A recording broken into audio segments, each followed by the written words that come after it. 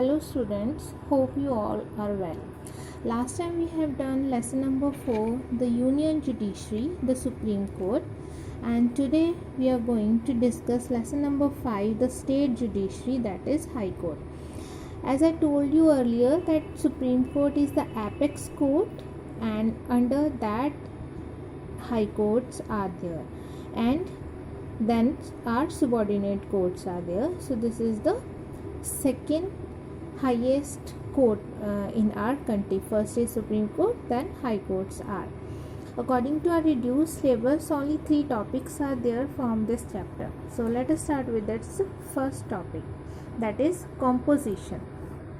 Each high court has a chief justice and such other judges as president may from time to time appoint. So first of all, when we are talking about its composition, minimum or maximum number of judges are not mentioned in our constitution. Numbers can be changed, it can be increased by President of India as it is not fixed. Then the number of judges of a high court in each states are even not equal. These numbers varies from state to state. In some states number of judges are more, in other some state number of judges are less. Then the appointment of judges.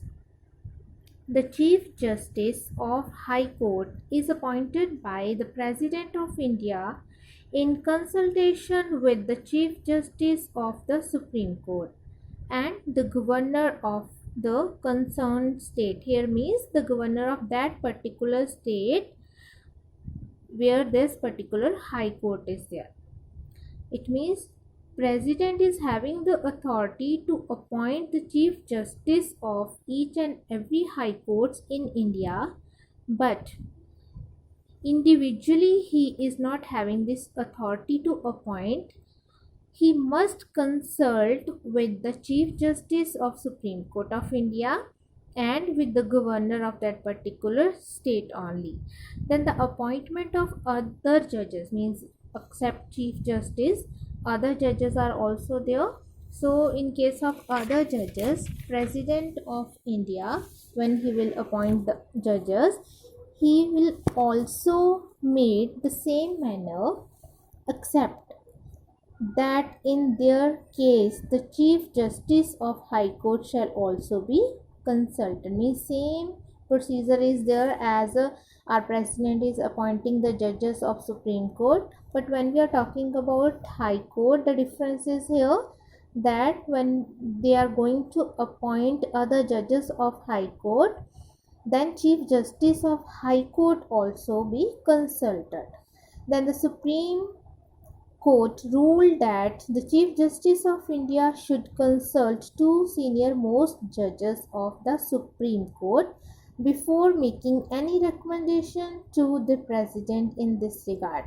Another condition is here, then Chief Justice will also discuss with 2 senior most judges of Supreme Court before to give his advice or consultation. Then third and the last topic of this chapter is qualifications of judges. Qualifications are near about same, so just have a look which is different one. Then first of all, one should be a citizen of India, and this is must in each and every case, whether we are talking about Supreme Court, High Court or other subordinate courts. Then one should have held a judicial office in India for at least 10 years. It means this is must for a person to give his services in any judicial department of India at least for 10 years. Then if this condition is not applicable on any person, then another one it is one should have been advocate for a high court for at least 10 years. So he could be the person in any judicial office for 10 years, or he should be advocate of a high court, time period is same, at least 10 years. So from these 2 qualifications, any one if person is having, then he can be appointed as the judge in high court. Then the qualification, a distinguished jurist. Then when we are talking about Supreme Court, same wording was given there.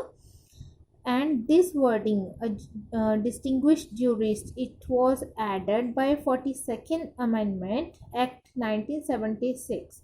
But again by 44th Amendment Act in 1978, this was omitted, means excluded. Now this is not required under the qualification.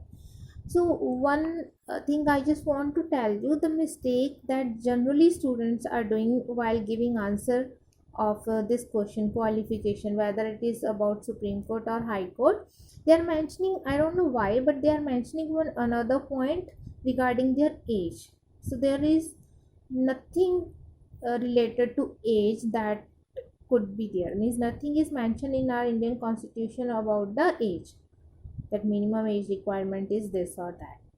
Okay, so these are the qualification, and only these three topics are there.